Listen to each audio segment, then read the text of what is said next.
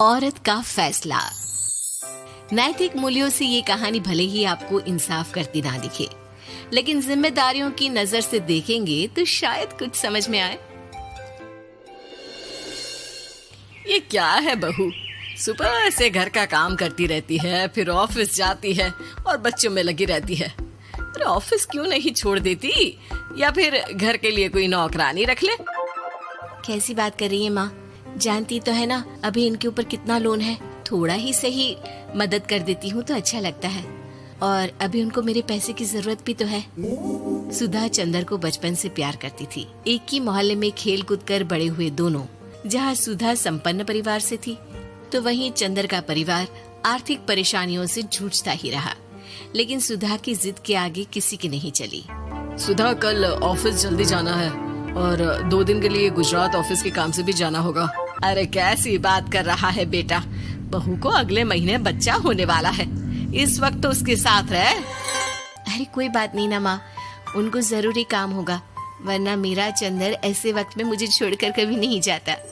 चंदर सुबह घर से निकलता तो आधी रात को घर में घुसता, वो भी शराब के नशे में। चंदर की माँ उसे खूब समझाती। अरे माँ, देख रही हो ना कितना कर्जा है सर पर, काम करना पड़ता है। दिन रात काम नहीं करूँगा तो घर कैसे चलेगा।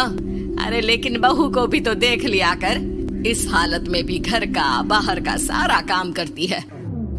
चंदर तो जैसे माँ की बात सुनकर भी अनसुना कर देता है। ऑफिस के बाद चंदर का फोन माँ के पास आता है। माँ, वो ऑफिस के काम से आज रात के लिए पास के शहर के ऑफिस जाना पड़ रहा है, कल सुबह आ जाऊंगा। सुधा रात को कमरे में सो रही होती है कि उसके पेट में दर्द होता है। सुधा चंदर को वीडियो कॉल करती है। इनको फोन कर लो, शायद कुछ आराम मिले। लेकिन 10 बार फोन करने पर भी वो सुधा का फोन नहीं उठाता।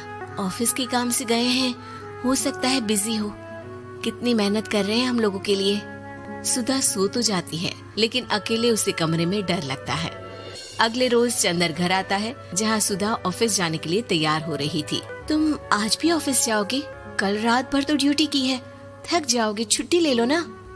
अरे नहीं नहीं, कैसी बात कर रही हो, ये तो पॉसिबल ही नहीं है। अच्छा रुको, मैं जल्दी से तुम्हारा खाना और नाश्ता बना देती हूँ। बेचारी सुधा ऑफिस जाना छोड़कर लग जाती है पति के लिए खाना बनाने, उसके कपड़े प्रेस करने और जरूरत का सामान मुहैया कराने के लिए। हो सके तो रात की ड्यूटी मत लिया करो ना, मुझे बहुत डर लगता है। अरे यार क्या है, तुम तो ऐसे बिहेव कर रही हो कि तुम ही अकेली हो जिसे बच्चा होने वाला है।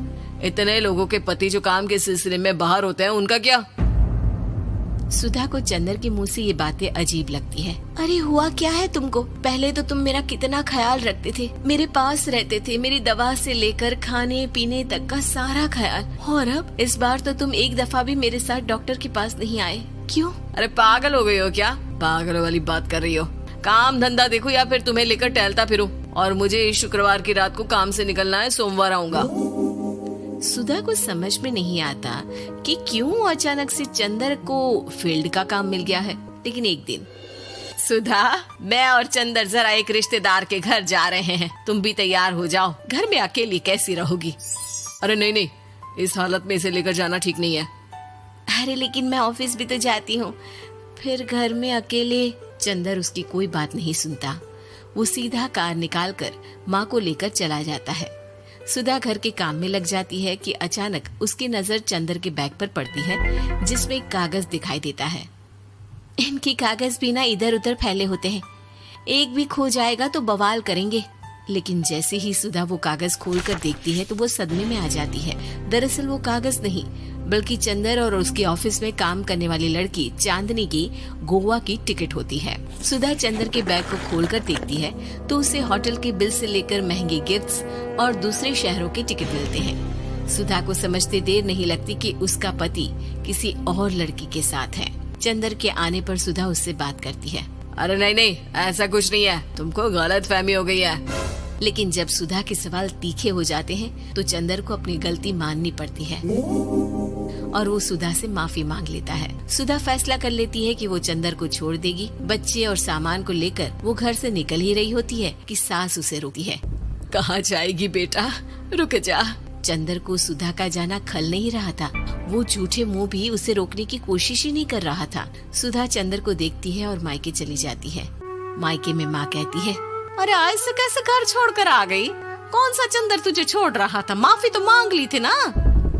देखो बेटा, बेटी डोली में जाती है और अर्थी में ही निकलती है। पर पापा, मेरा आत्मसम्मान, उसका क्या?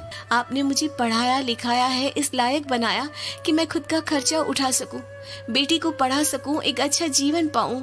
अरे लेकिन पति की जरूरत तो होती है ना सुधा दीदी, और अगर आपको नहीं है तो इस बच्ची का सोचो जो अपने पिता से इस कदर जुड़ी है। आने वाले बच्चे की सोचो जिसके आने से पहले ही आपने पिता का प्यार से दूर करने की सोच ली। सुधा फोन देखती है लेकिन चंदर का कोई कॉल नहीं होता।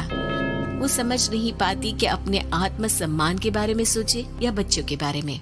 मम्मी, हम नाना नानी के घर से दादी और पापा के पास कब जाएंगे? नहीं जाएंगे बेटा, अब यहीं रहेंगे। नहीं मम्मी, मैं पापा के पास जाऊंगी, मुझे दादी के साथ रहना है। और मेरे साथ? हाँ, आपके साथ भी तो, सबके साथ माँ।